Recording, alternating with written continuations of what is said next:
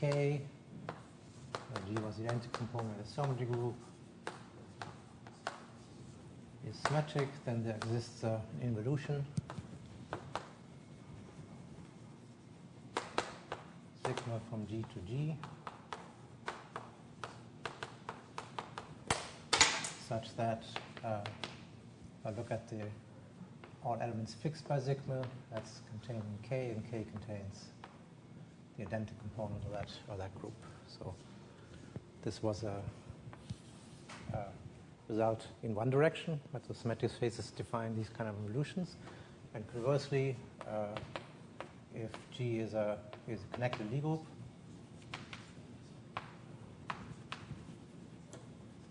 and sigma an automorphism of G, which is immolative, then for any K which lies in between, like over there,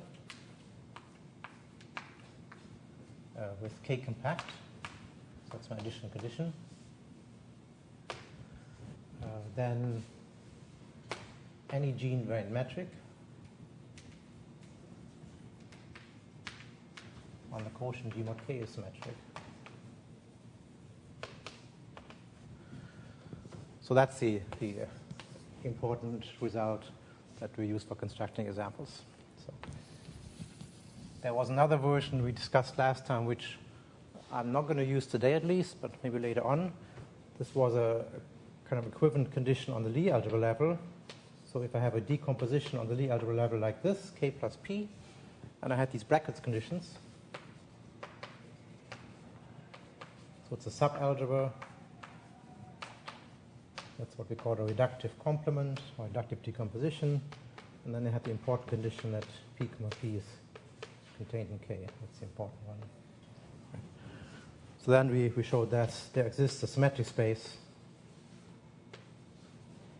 G mod K with the right Lie algebra. So Lie algebra G is equal to this Lie algebra, Lie algebra K is this Lie algebra. That's my reductive decomposition. And this is a symmetric space in that sense. So one constructs the involution here from this decomposition because it meant that the map that has K as plus one eigenspace and P as minus one eigenspace is an automorphism of the Lie algebra, which then extends to an automorphism of a simply injected Lie group. So this was kind of like the infinitesimal version of this result right here. But for classification purposes, this is very useful for concrete examples. This is the better version. I'm talking about the manifold here as opposed to just the Lie algebra. But notice that there were some additional issues we had to worry about, namely G mod K is almost effective. That's what I usually want to assume.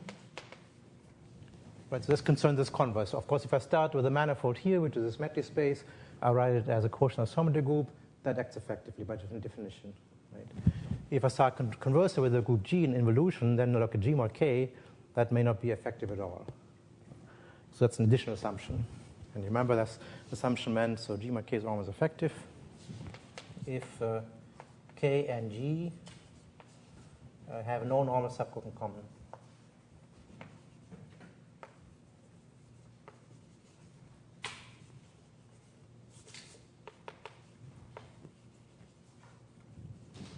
And this was if and only if K and G have no idea in common.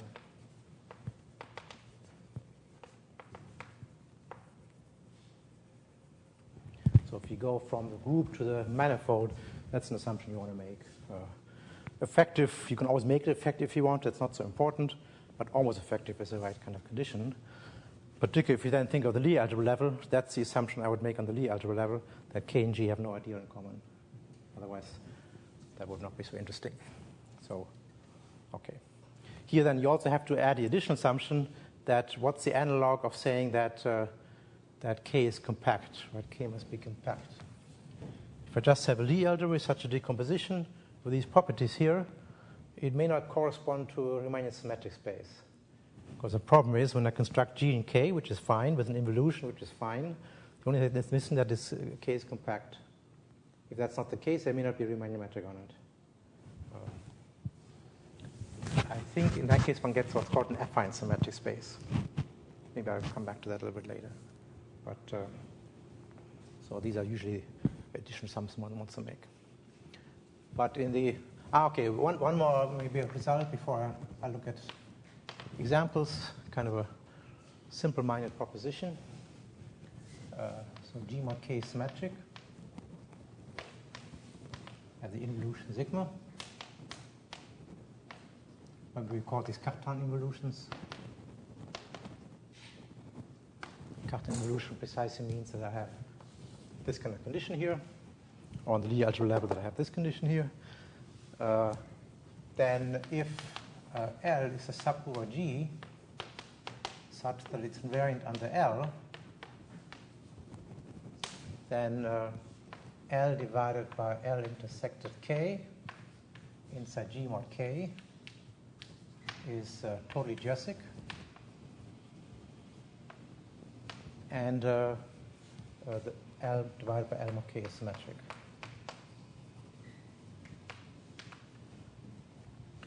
So in this kind of description, one often very easily sees interesting totally geodesic submanifolds, which are also symmetric spaces. So in these natural examples we're going to look at later on, for example, Lagrange subspaces are going to be a symmetric space, which is totally geodesic in the Grassmannian of all planes. Things like this one gets very easily from this kind of observation. The proof is very easy.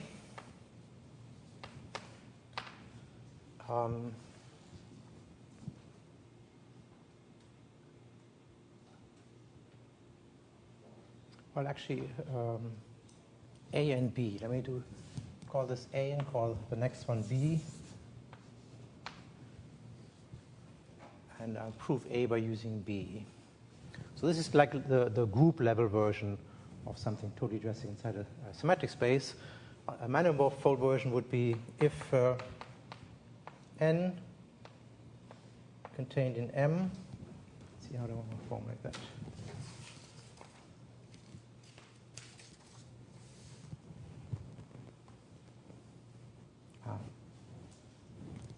If N contained in M is a submanifold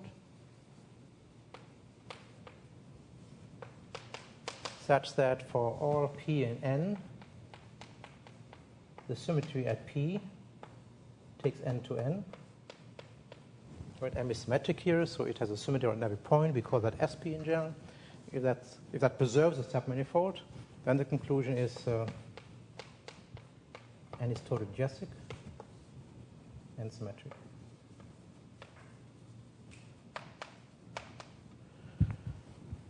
So that's the manifold version, or that's a more geometric way of stating it. Anything invariant under symmetries is totally geodesic and symmetric. And this will be in fact, B immediately implies A clearly, right? Because what were the symmetries in this language here of G mod K?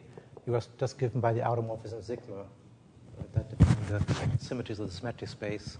So if sigma takes L to L, that means precisely that on the symmetric space, it takes this to itself. So sigma goes from G mod K to G mod K. Remember, it took a coset GK to sigma GK. That was a symmetry at the identity at the foot point.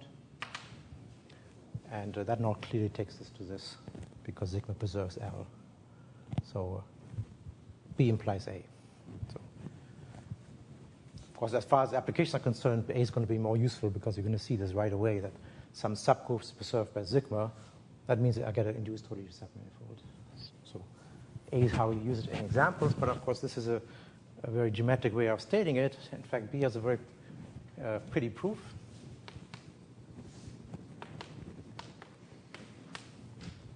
What does it mean to be totally geodesic? There's two ways to say that.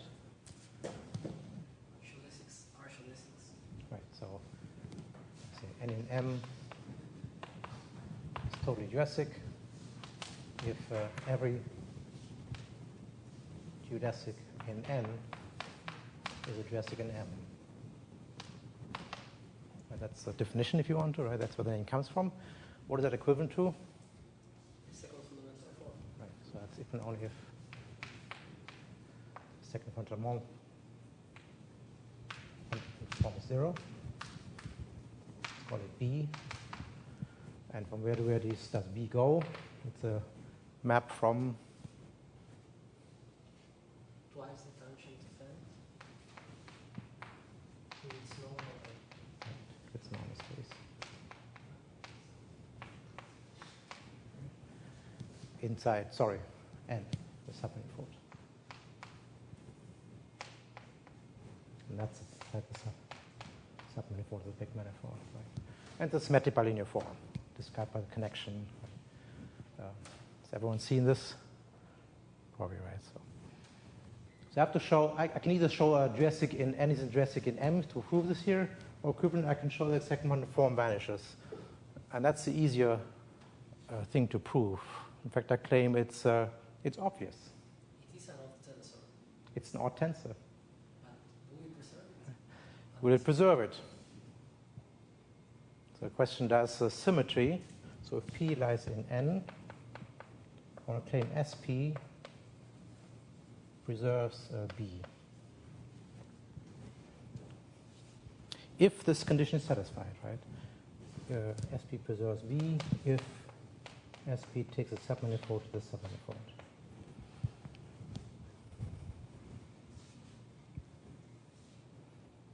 So once I know this, we'll see in a minute why that's the case. I think it's quite natural. Once I know this, then of course the derivative of SP at identity is minus identity both on the tangent space of N, because SP preserves it, and on the normal space also, because minus identity on the big manifold. So now I'm using both properties, right? That it's minus identity in the whole manifold, and that since it preserves it, it acts on the tangent space of the submanifold. And then 3 times minus is minus. So why does SP preserve B? Like, how is B defined?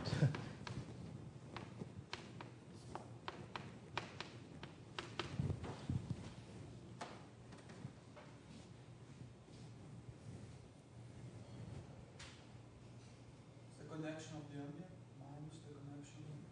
Right. So connection, say, of M. That's what as UV minus connection on the submanifold. UV, or I can also write it as nabla M UV tangent part, right? Tangent to the submanifold. With the understanding that U and V are vector fields. Thank you. The tangent component of this is this, right? So that's the same thing as the orthogonal component. The understanding U and V are vector fields which extend the vector at the point U and V, and then it shows independent of the extension. Right? So the tensor in that sense. So that's the definition of second order form. So why does SP preserve that?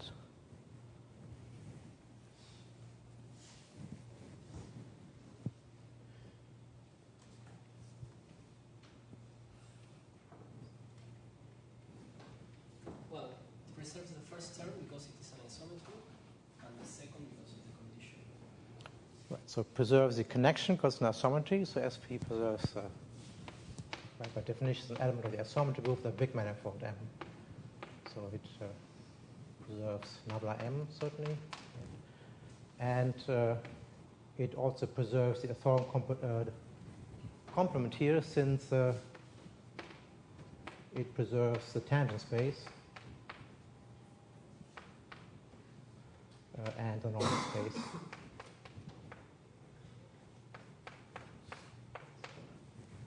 And Nabla then, M over there. pardon? In the middle, nabla M. Ah, yes.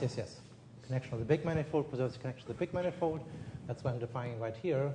And it takes tangent, normal to normal, so therefore it preserves second order form. Okay. And therefore, since an odd tensor, it vanishes. So general principle that symmetries that preserve an odd tensor means that tensor vanishes.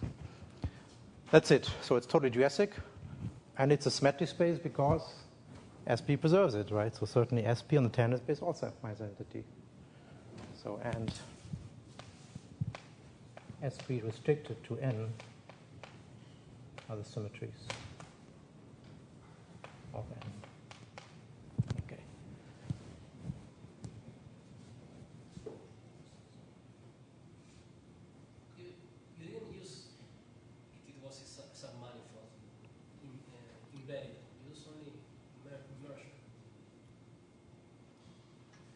Yes, but I claim it follows.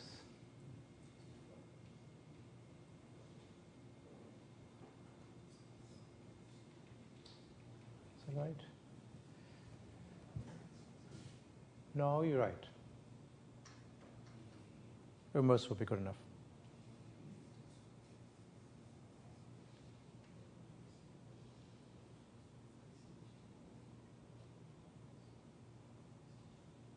I wonder if there are such things that are immersed or not embedded.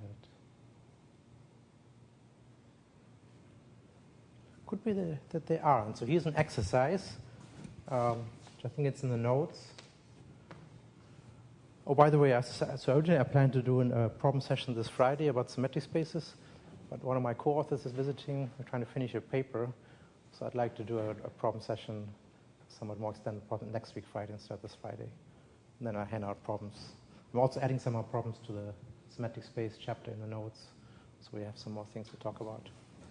So I definitely want to do that next week, so we can get our hands dirty with some symmetric space stuff. So here's the exercise. If gamma, so if M symmetric plus gamma geodesic in M such that gamma of 0 is equal to gamma of 1, then it follows that the tangent vectors also match. So what does that mean? I claim this means, in particular, there are no geodesics with self-intersections.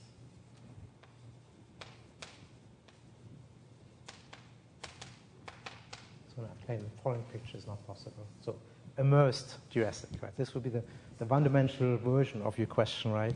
Can there be immersed totally geodesic submanifold? A one-dimensional one would be geodesic.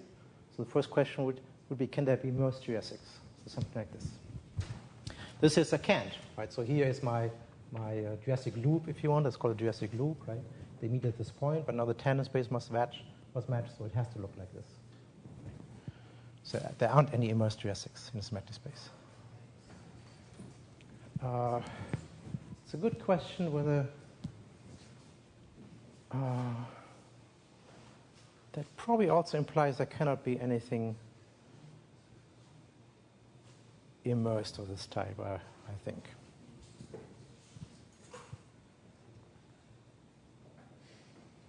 Well, let me put it as a question, right? Can there...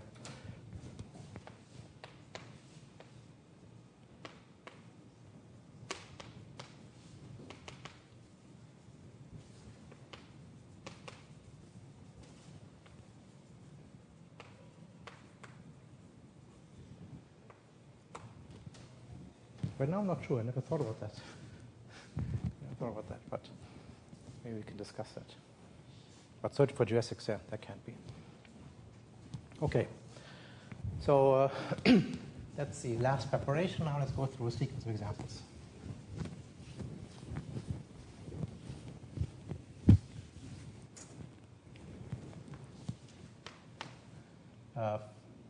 First, let's do some examples we've seen already. So Grassmannians we've seen.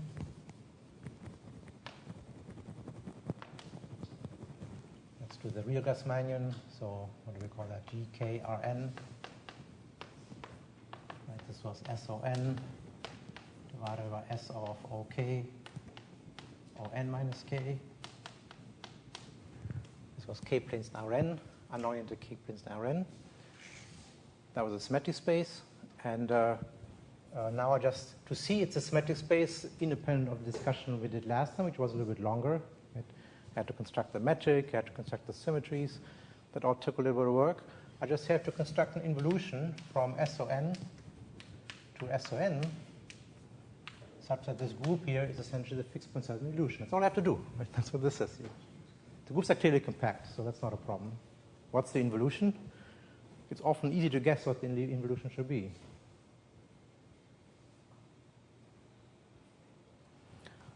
So what I want a fixed point set, I want a fixed point set to look like this.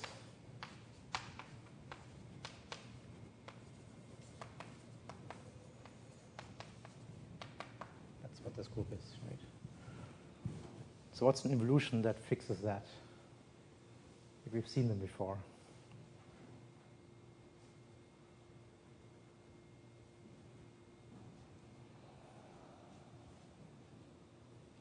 Okay, it's a certain conjugation.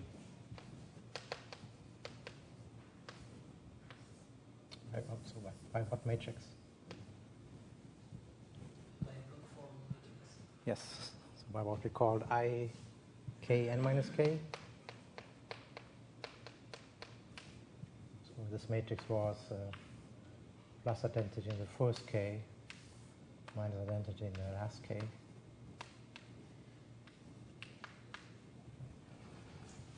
So it's so it takes the matrix B into I, B, I inverse. I inverse is the same thing as I, because the square of this matrix identity. So same thing as this. And so what's the fixed point set? What's SON?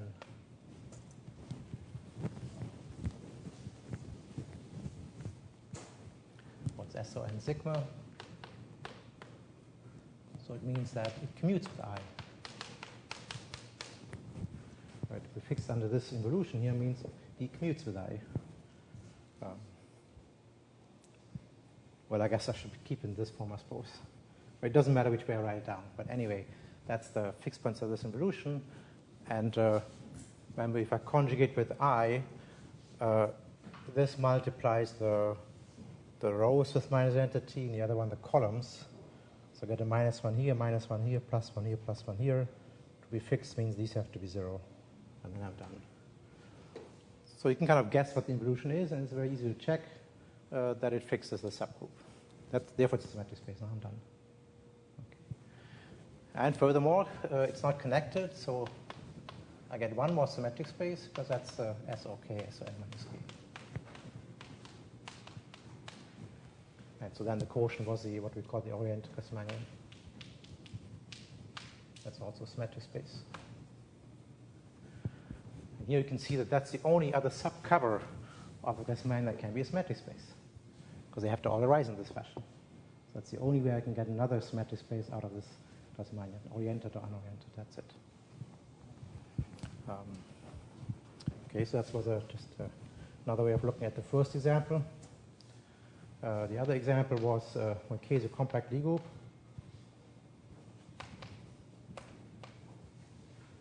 With a bi-invariant metric.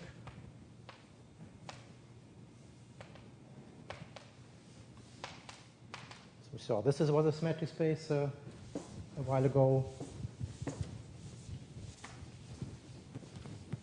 There's no involution on K that works, but the trick was to look at left and right translations. Because after all, they all act by isometries. So this acts on K by isometries. Descending K1, K2, acting on G is K1, G, K2 inverse. And then if I look at the isotropy, so what is the isotropy of the K action at the point E in K, it acts on K, it's well, K1 must be equal to K2, right? That fixed identity.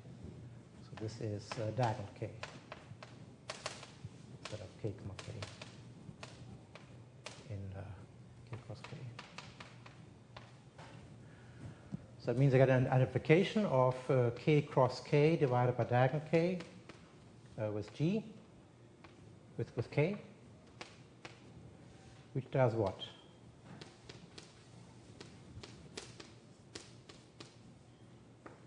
So what does it send this coset to? I want to view the group K in this fashion here. What's the image of the coset?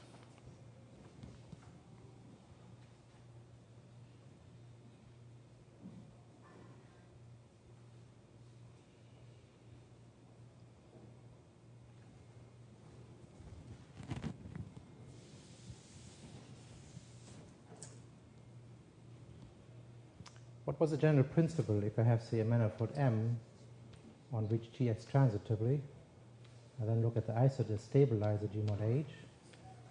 identify that with M. So H, say, is a stabilizer at some base point P naught. And where do I send the cosine G naught, GH in that identification? The action on P0. Right, G times P0. Since precisely H fixes this point, so this makes sense. And this is a bijection, so that's if I want to go from here to here, I do it like this to identify them. In our case, K cross K acts. The base point was the identity. That's my base point P naught here. So I let the group act on the base point. So it's K1, K2, K1, K2 inverse. And that's my bijection. Okay. So then to make it into a symmetric space, there should be an involution from K cross K into K cross K, whose fixed point set is a diagonal K. So that clearly has to be switched to two components, right? You can guess right away what it is. So then K sigma is diagonal K. And that makes the quotient a symmetric space.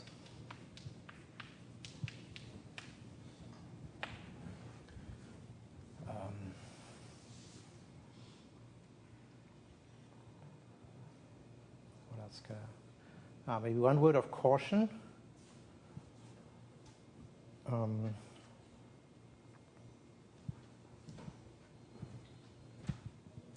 Well, maybe I won't do that right now. Let's come back to that later. And so let me just mention the issue. Here, of course, the tangent space, Lie algebra of K. In this description, what's a tangent space? Here I have to go through our general rigmarole of choosing reductive decomposition. Right, so here G would be K cross K, and the stabilizer is diagonal K. If I want to describe the tangent space of G mod H, say at my base point, and this was identified with a certain subspace P, which had the property that G is H plus P. Then the implication was take X, a Killing vector field, into the Killing vector field at the base point. But in any case, usually the way I identify that base point and compute in the symmetric space is by this kind of reductive complement P. And how is P defined? Well, if I go back to this discussion here, it was precisely the -1 eigenspace of an evolution. Right? So here, what should P be? So P is the -1 eigenspace of d sigma. That's true for any symmetric space. So we want to compute that in many examples. What is that in this case here? The elements of some zero. Right. So switching them around, -1 eigenspace means the sum is 0 or x comma minus x. And x lies in K.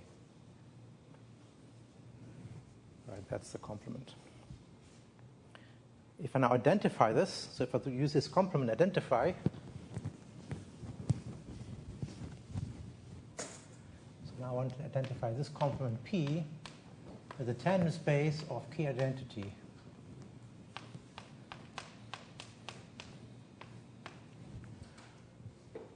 So what do I have to do? I have to look at, so this is now an element in the Lie algebra of K cross K. It acts by symmetries. I'm supposed to take the action field and evaluate the density.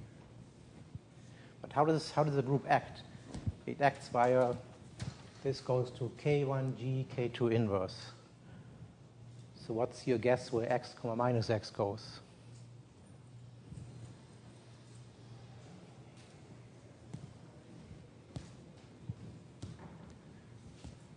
So how would I compute this? I would take a one-parameter group in this direction. So here's x tx, here's x minus tx.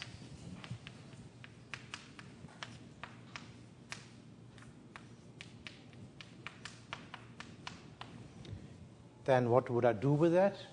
I would act on the point and then take the derivative. Right? So I'd act on the identity, and this was given by the action over there. So that's x tx times the inverse. That's the same thing as minus t, as plus tx, inverse of this element. Because this is the one parameter group, that's the same times identity. That's the same thing as x of 2tx. So notice that x minus x goes to 2x. Okay. Now this factor of 2 here is actually important. Of course, this description is more natural. I have a group K, I look at the Lie algebra, that's the tangent space. In a way that's more natural. I'd like to compute in the Lie algebra. On the other hand, many computations we're going to do for the symmetric space, and this in this form is not a symmetric space, but in this form it is. Right? Here it's a symmetric space. So computations are easy to do in this complement using my general theory symmetric spaces. But when I do that, I have to then reinterpret that, what it means for the group itself in its tangent space. Then I have a factor 2 in there. And that affects some formulas. So that's the only thing one has to be careful about here. Okay, so these are two examples we've seen before. Compact Lie groups, Tasmanians.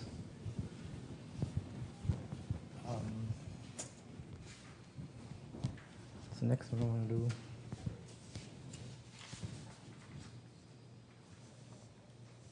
Ah, yes.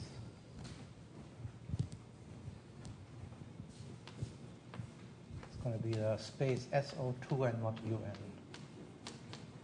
Okay, that's a symmetric space. And it's equal to the set of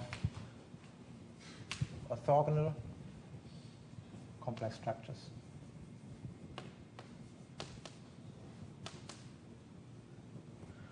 There's an orientation problem which I'm going to talk about, oriented. So in principle I have to talk about oriented. So let's see. So let's start with that manifold. Let's take our manifold M. So it's an orthogonal complex structure. So it's a J in O2n. Right, so act on an R2n, orthogonal complex structure on R2n. Orthogonal means it lies in this group, and it must be a complex structure. So that's the object I want to describe, complex structures, but I assume they're also preserved in the product, so an orthogonal complex structure. And the claim that I want to make is that this space is the same thing as this, and that it's in a very natural symmetric space.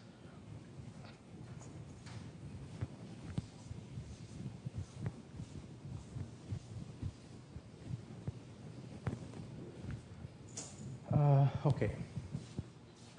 Of course, there's a natural one. Say the base point, if you want to, is going to be the one that looks like this. Let's see, where should the signs go? So I'll describe it as J0 of UV is equal to minus VU. Where I regard R2n as Rn plus Rn.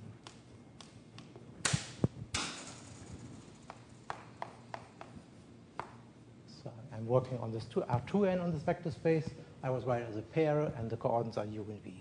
So in those coordinates, this will be my ordinary complex structure, if you want to.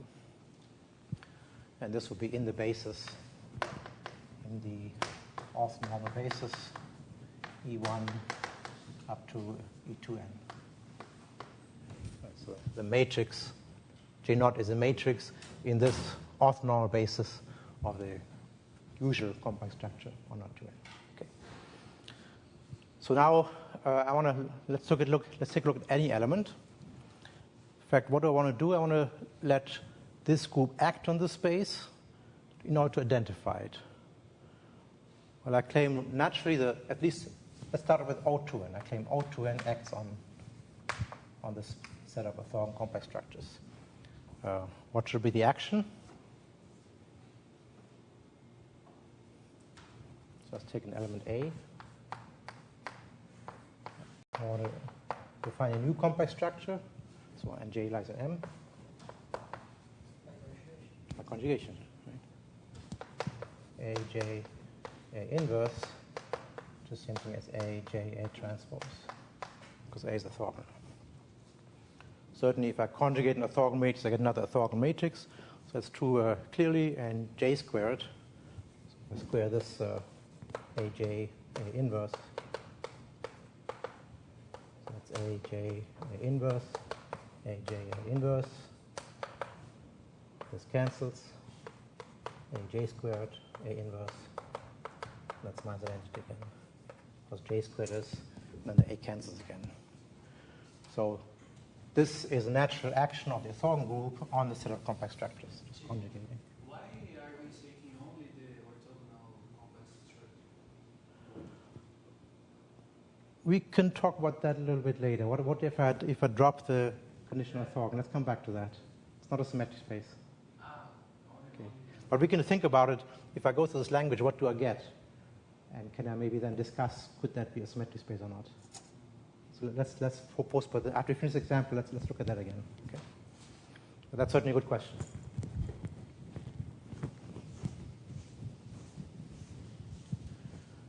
So now I want to claim that this action is transitive.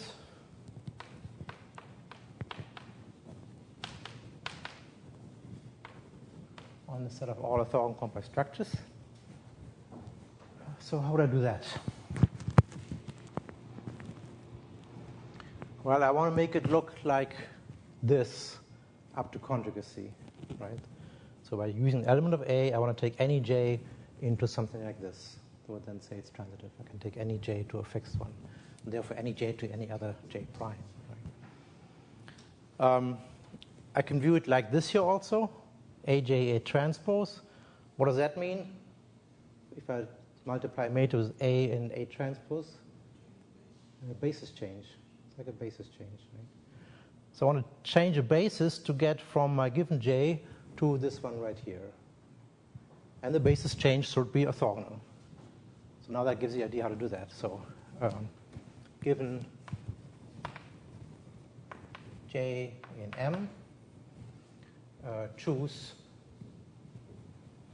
I claim there exists an off-normal basis, U1 up to U2n, such that J in that basis looks like that again. And that would then hence mean, if I let A, I call it A, the basis change that takes U1 up to U2n to E1 up to E2n, then A, J, A transpose would be J naught. So this is what I have to, that's what I want to show. If I get that, that means exactly I go from J to J naught. So why should there exist such a basis?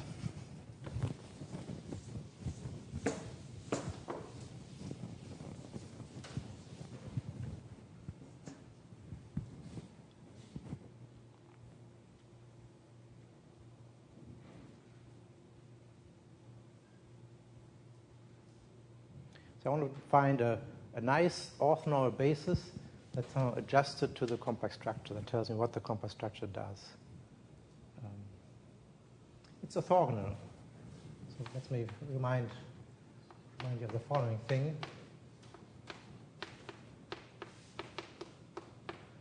This implies what?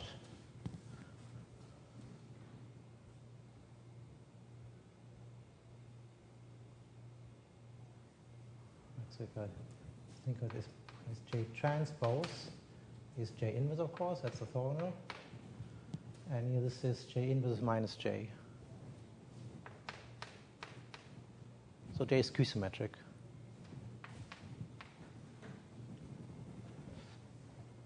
What's an important property of being skew-symmetric? It means that the inner product between Ju and U is equal to 0 for all U. Right? That's what orthogonal does for me. Right? I have an orthogonal I'm a complex structure. If it's orthogonal, it's skew-symmetric, then it has this kind of property that it takes a vector terms orthogonal to it. Okay. Then what's a nice basis? So kind of like we constructed, if you had a symplectic form, we constructed a canonical basis. How would I do that here? One vector and a shade of himself, and then a complement. Right. So choose W1 unit vector, then W2 is J times W1. That's orthogonal to W1. Also has unit length because J is an isometry. And then J preserves the subspace spanned by W1 and JW1 because J squares minus identity. Then I keep on going like this. So I find W1 up to Wn such that, and then JW1, JWN, this becomes an orthonormal basis. Because now the matrix of J in this orthonormal basis will break up into 2 by 2 blocks. Right, so in this basis here, it would look like 0, so W1 goes to JW1.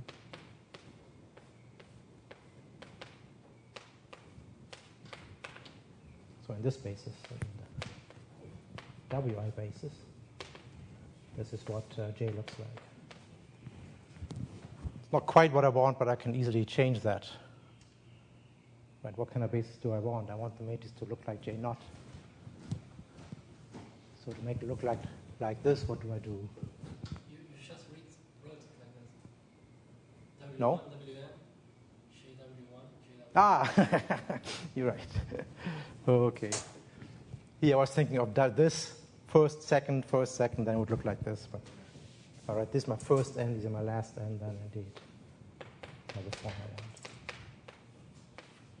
want. Okay, that's a proof. So a usual trick that we've done to put something into normal form. Okay, what did I prove? I looked at orthogonal complex structures. I showed that this action is transitive.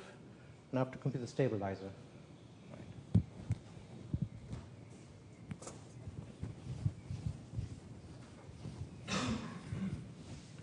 So what's the stabilizer at my base point? At my canonical structure J naught on Rn. What's the base point of that? So it must fix that point.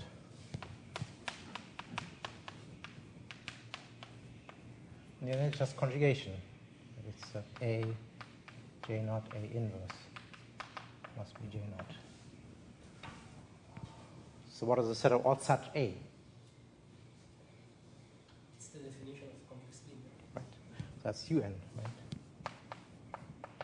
So set of all J after all with all A with AJ equal to JA, complex linear. Right. So that's my stabilizer. Or the orthogonal group at the point J naught. So, okay, now it's almost a space, but as a manifold, what property does it have? It has two components, right? So it's M here now. Suppose M is O2N, not UN. Because UN being connected sits inside SO2N. But this has two components, right? So M has two components. I can say define the identity component if I want to.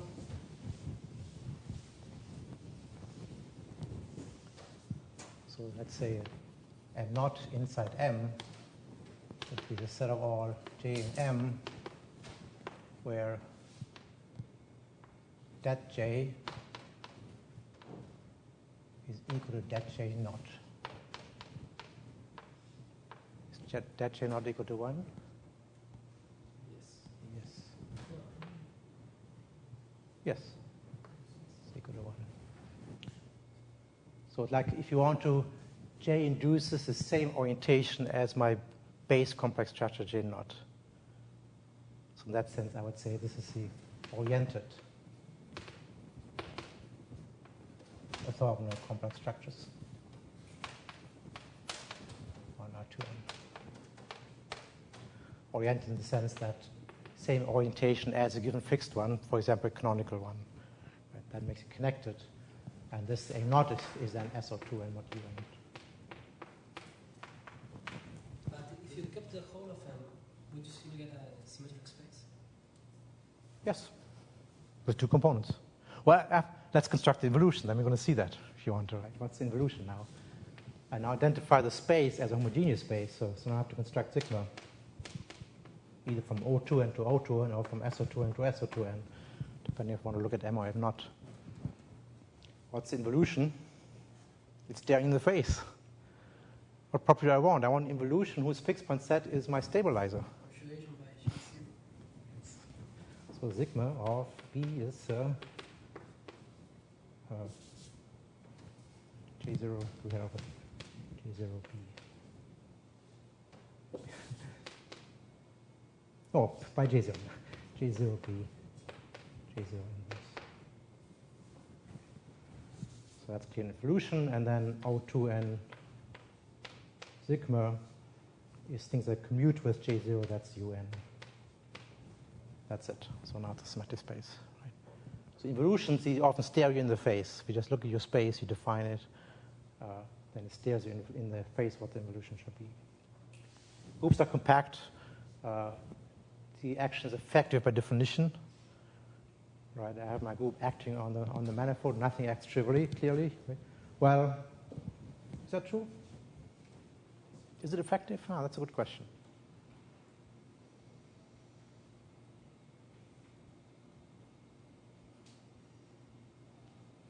Oh, well, yes. It's actually a good point.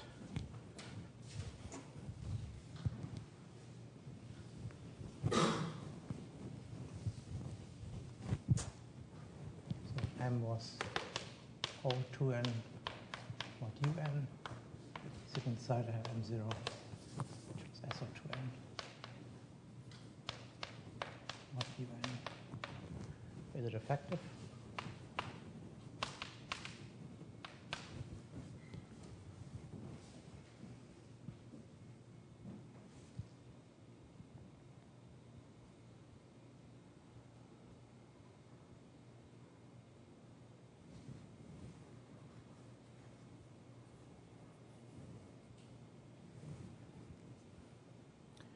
In this language, you have to think about it. What does it mean to be not effective? It would fix every orthogonal complex structure. So that means the matrix A would have to commute with every J. So what matrices commute with every orthogonal complex structure? That's maybe really weird to look at. Minus identity does. It commutes with everything. Right? So it minus identity lies in it, so it's not effective. Is there anything else? Well, there's an equivalent way of answering that question, remember? To see whether something is ineffective, or what the ineffective kernel is. What was the ineffective kernel? Well, the largest smallest group inside the memory. Right, that G and K have in common. Right? So minus identity lies in the center here, lies in here, in the center here also. So you can also certainly see in this language right away that minus identity acts trivially.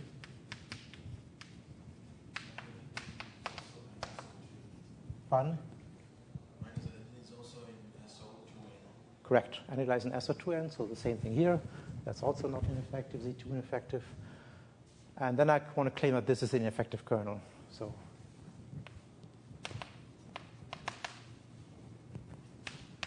indeed as minus identity. How could I see that?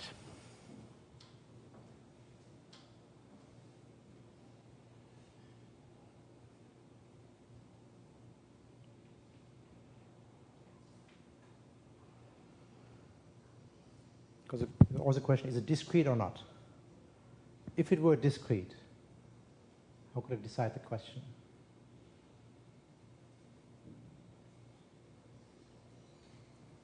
What can I say about a discrete normal subgroup?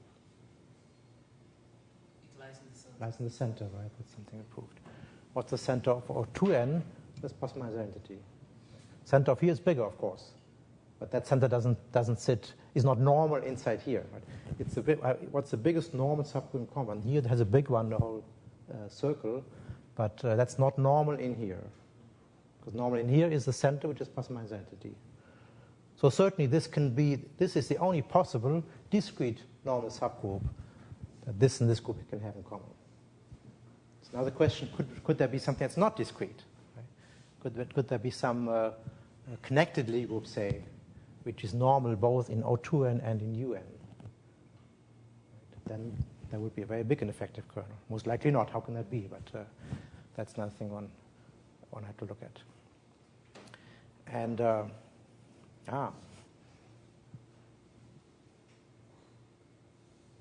it's not always true. So I claim this is almost effective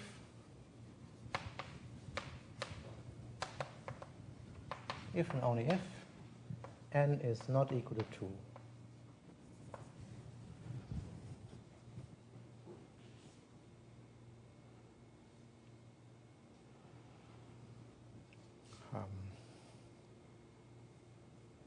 So that's kind of an exercise, which maybe we should discuss at some point. First, let's forget it for the moment here. If I want to look at, say, normal subgroups, connected normal subgroups of O2n or SO2n, if you know a little bit of Lie group theory, which we haven't quite discussed yet, you'd know that this is a simple Lie group, essentially. SO2n is a simple Lie group. It's one of the standard list of simple Lie groups.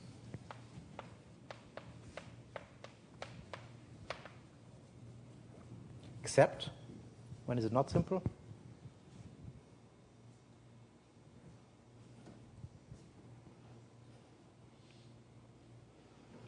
Okay, except n equal to 1 and 2.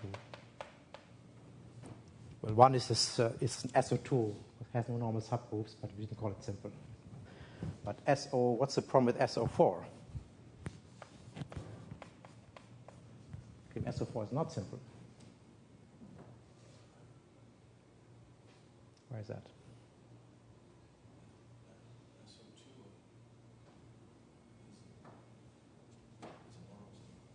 Why? That's right.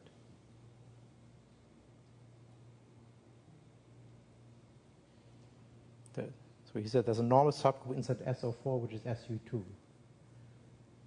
which we saw towards the beginning of the semester. But recognizing this group in a different form. How did we recognize this group in a different form? It's not simply connected. What's the universal cover?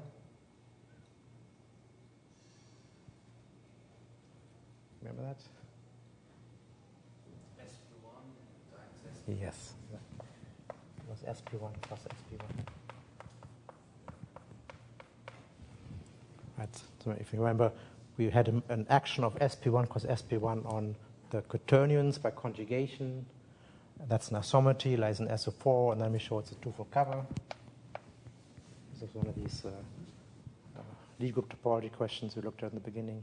So it's a twofold cover. Certainly, in this here is not simple. There are two normal subgroups in here. Right? That means the image under this homomorphism is also a normal subgroup.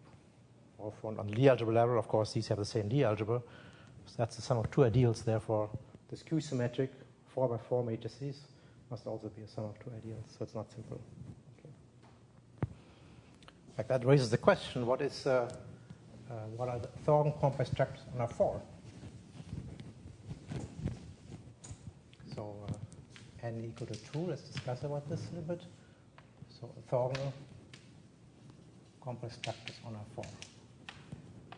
There must be something special going on. It's supposed to be, this is oriented, say, is SO4 mod U2.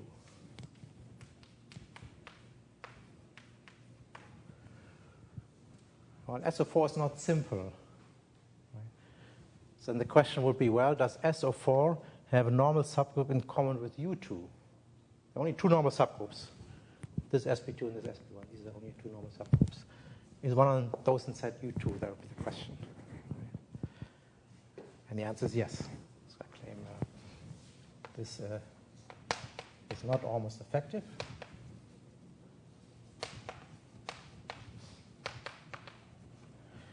And the effective version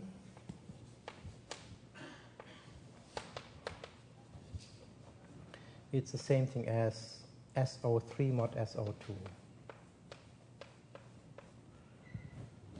So this is the exercise we should discuss at some point. Usually in low dimension, special things happen. That's a common phenomenon. that in all these beautiful examples, something low dimensional is usually very special. You can recognize this as space. What's the space? It's a two-sphere.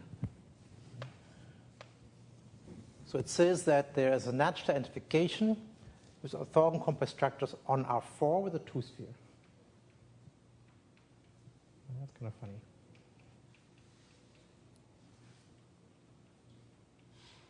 In fact, I wonder if one can do this, see this geometrically.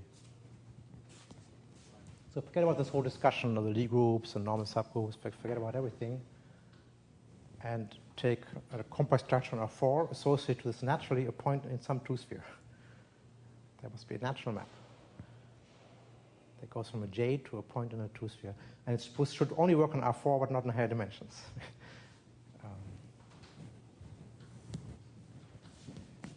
So that may be geometric interpretation.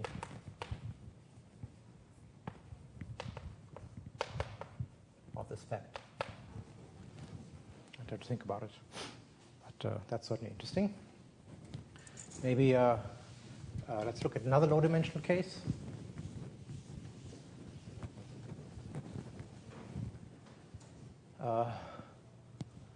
If n equal to 1 is not interesting, that's orthogonal compact structures on R2, and there's only one, or 2 if you want it. It's O2 divided by SO2 if you want. That's 2 points. So n equal to 1 is not interesting. But n equal to 3 will be the next one. So this was n equal to 2 over there. N equal to 3, so let's do it oriented, is SO6 mod U3. So compact structure is J on R6.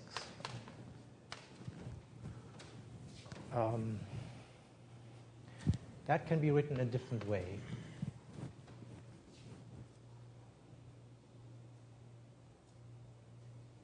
It's one of these low-dimensional Lie groups, SO6, that was related to something else that we discussed also in the very beginning when we talked about covering spaces. SO6 is related with one of the other classical Lie groups. Which one was that? Why are covering? So there's a two-for cover from SU4 to SO6. One of these non-obvious ones. This was non-obvious, like by exterior algebra was lambda 2 or something, some long discussion like this. So it means I might be able to write this as a quotient of SU4. And the answer is yes. I want to guess the subgroup. Well, so here the subgroup is U3.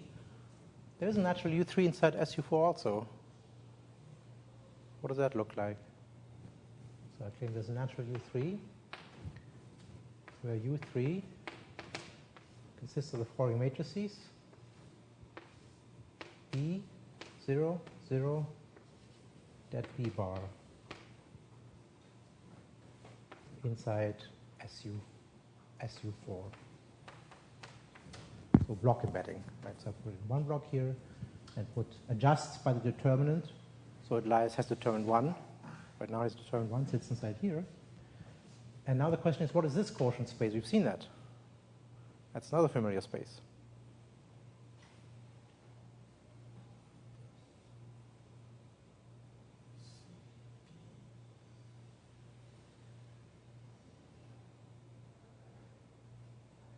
One of these block things, right? Block things look like Grassmannians. What kind of Grassmannian is this here? So the complex number, certainly. Dimension of the subspace I'd be looking at would be, here it's a 3-dimensional subspace, here the 1-dimensional one. I could either concentrate this on this or on this. Let's concentrate on this. So this would be the set of, the stabilizer, the set of 1-dimensional subspace inside R6, which is C3. So lines in C3. That's a Grassmannian. CP3. So we have a funny identification of orthogonal compact structure of R6 with a compact projective space, CP3. So here it was S2 in the lowest dimension, here it's CP3. That's kind of peculiar, right? Again, one can ask the question, what's the geometric way of seeing this? Can you associate it to a simple geometric object like this here, some point in some CP3? It's a nice question. And these are only identifications, so n is bigger than that. That's it. It's the space, and then there's no other way to describe it.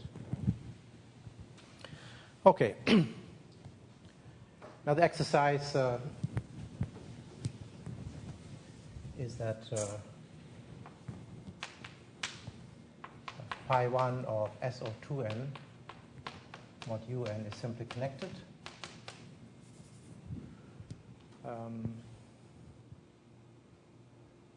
We already saw it was a symmetric space, and remember our fixed point set G sigma was un, so it's equal to its identity component. There's only one symmetric space associated with this involution that we had over there to make a thousand compass structure into a symmetric space, so it's kind of consistent with this. This thing is already simply connected. Okay.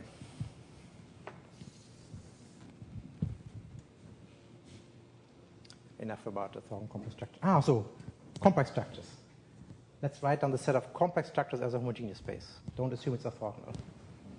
So set of all J. So this now will go into GL2 and R, any matrix, where J is Quatermann's identity.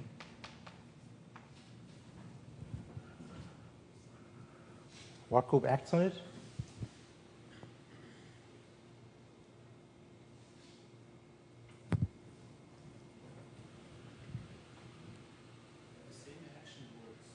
Yes, but what's the group?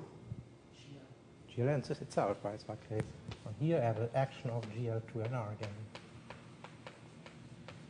Again, which takes J into AJ, A inverse conjugation. But if I square this, then I get minus density again. So it takes that space to itself. There's acts on it. So I have to compute the stabilizer to see what it looks like as a homogeneous space. Of course, okay. I have to first see it's transitive. Is this group transitive?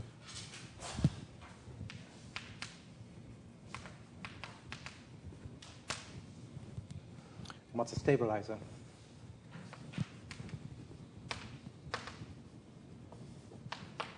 And is it symmetric?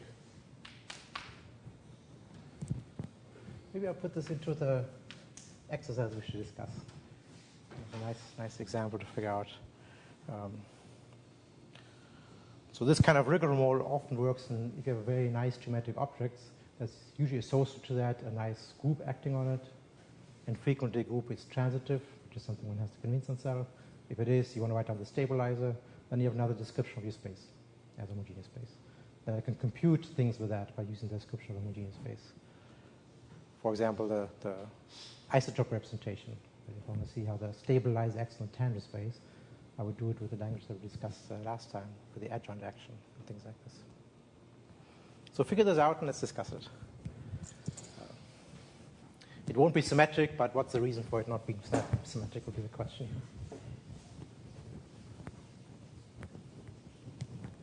So you have to add some geometry to make the compact structures into a symmetric space. You have to make them orthogonal. Here's an example you already said. You already told us why it is not a symmetric space. Why? No? Why is it not? Doesn't it favors the compacity of the isomorph? That's not compact. Yes. That should be the reason, right? Whatever the stabilizer is, I have to compute it. If it's not compact, then it would not be symmetric. If it is compact, well then, of course, I can also ask, is there an involution? That's the other question I should add. Does there exist an involution sigma such that the stabilizer is essentially the fixed point set of the involution? So does it fit that general setup of a Lie group with an involution, fixed point set, and so on?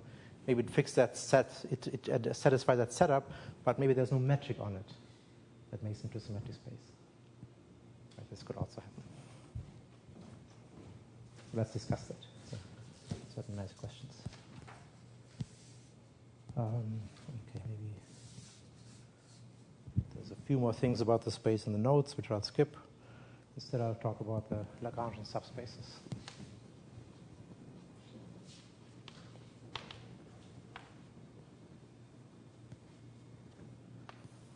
So our setup's going to be, I look at an even-dimensional vector space. Let's say I take R2n with its standard complex structure.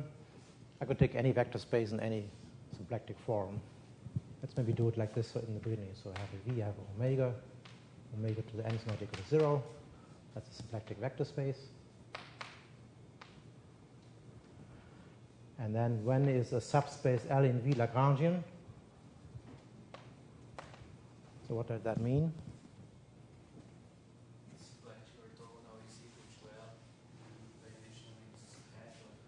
Yes, so dim L is equal to 1/2 of dim V, and omega restricted to L is equal to 0. And I think that's equivalent to saying that if I look at L, if I look at the orthogonal complement with respect to the symplectic form omega, that's equal to L. So certainly if it's orthogonal to itself, means omega vanishes on it, and that's clear.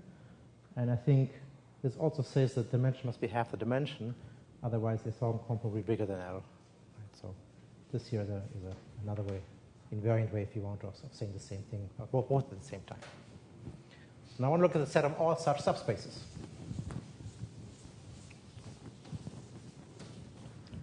So our manifold N is going to be a set of all L in V such that L perp omega is L. That's supposed to be a symmetric space.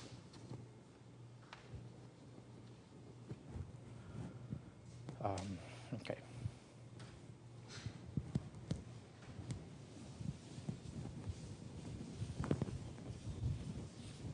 So I can identify, as we often did, my symplectic vector space with R2n. Its canonical symplectic form, which was omega u applied to u comma v, u prime v prime equals, so I split R2n as Rn plus Rn again.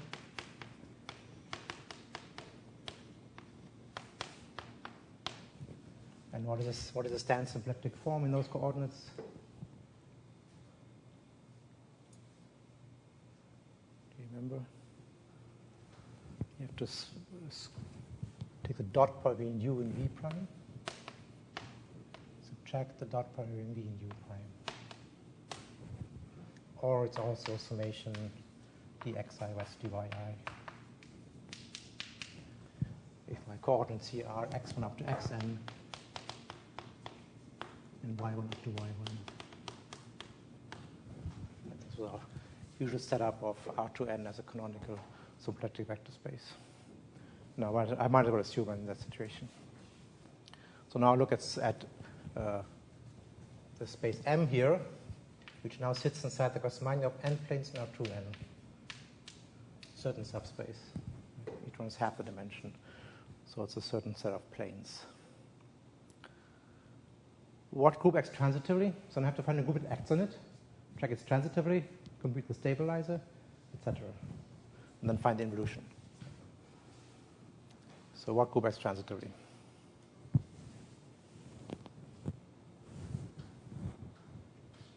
So I want to go from one Lagrangian subspace to another Lagrangian subspace.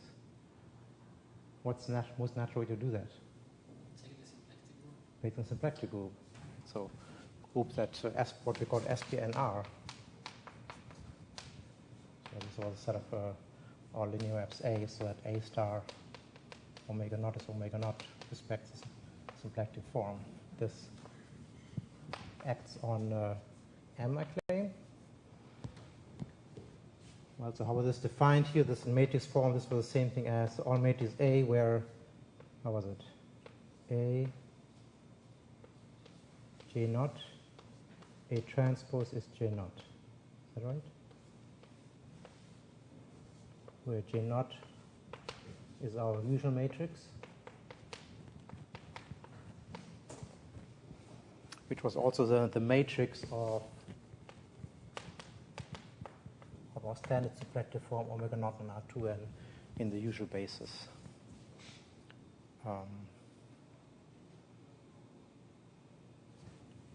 Yes, I think that's what it was.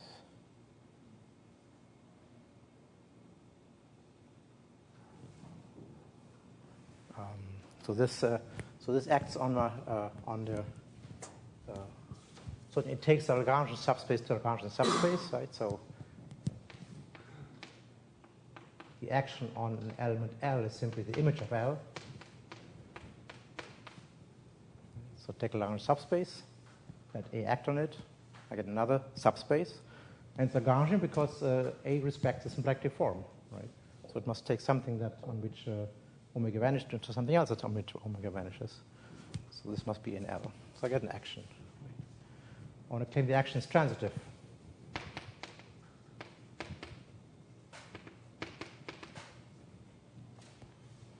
So what does that mean?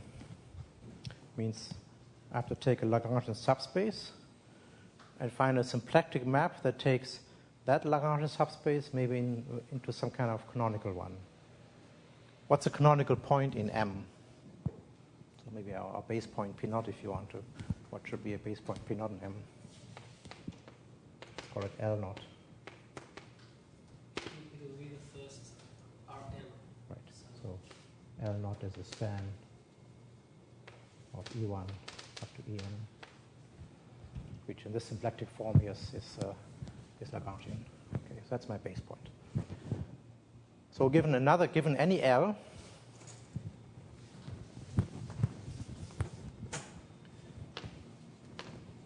so given L inside M, does there exist a basis?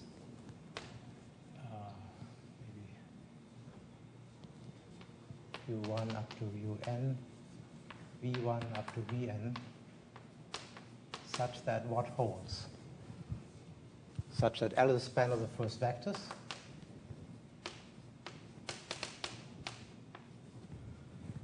And I want the basis change that takes this basis into my canonical basis to be symplectic. And so I could say this and omega is equal to the same matrix in this basis.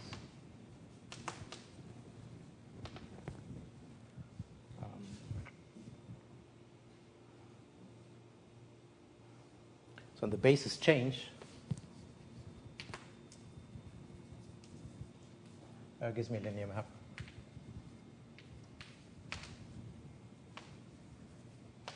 That takes the subspace L, the Lagrangian subspace L, to my base point L naught in my standard basis E1 up to N. So basis change from this basis to the basis E1 up to E2N.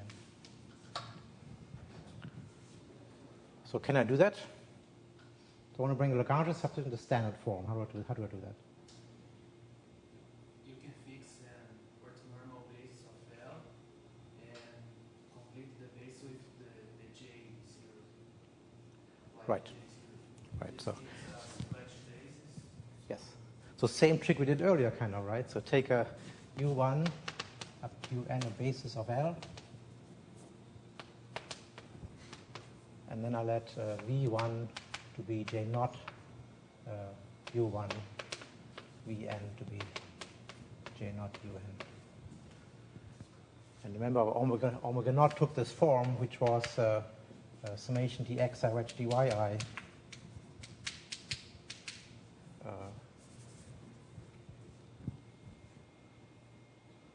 Or another way to say that was to look at it in terms of this inner product here. In fact, that's the same thing as saying it's the inner product between J naught x and x. That's another way of saying it. J naught takes the coordinates uv to minus vu, and the dot product to get this one over there. So that's it, right? So then in this basis, the matrix omega again has this form. Okay, so this says as SPNR acts transitively on the space M. So what's the stabilizer?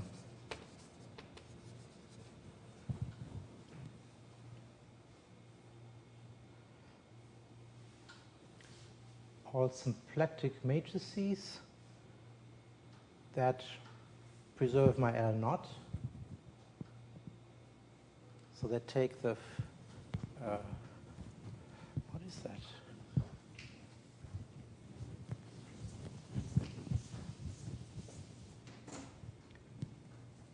So we'll look at SP and R, stabilizer of L naught. So let's take the subspace that's E1 up to En into itself.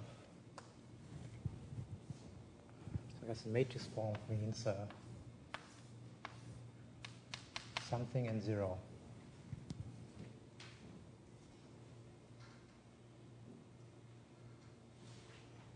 And then that, it doesn't matter what sits here, as long as this whole matrix sits inside SPNR.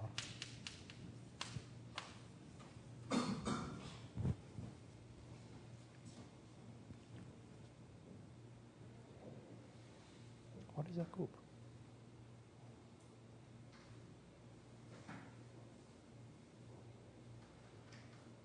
There's a problem with that group. So I'm not quite sure what it is right now. I'd have to think about it. The group is not compact.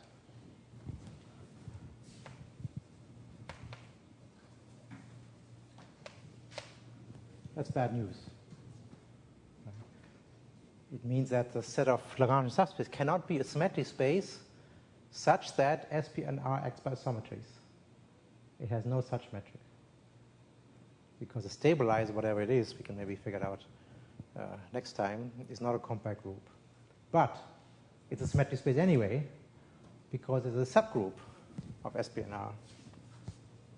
But there's a UN inside SP and R, which also acts transitively.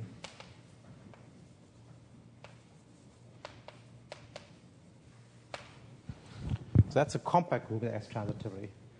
Whatever the stabilizer is, it must be compact, so therefore there must be a metric if I make it into a symmetric space. Right? And stabilizer is ON. So the Lagrangian subspace M is UN mod ON.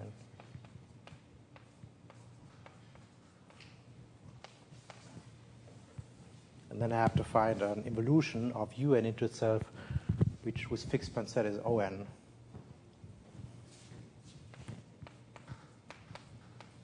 In fact, that's not hard. Involution of UN, whose fixed point sets are the real matrices inside UN. Conjugation. Right? That's certain automorphism of UN. We discussed it before, in fact. And whatever fixed by it are the real matrices, and they must respect the inner product, so it's O2N. Symmetric space. No, that's my quick proof that it's symmetric space. I found involution just from the definition. It's kind of obvious where it should be. But yes? Because the complex numbers commute. Right, so AB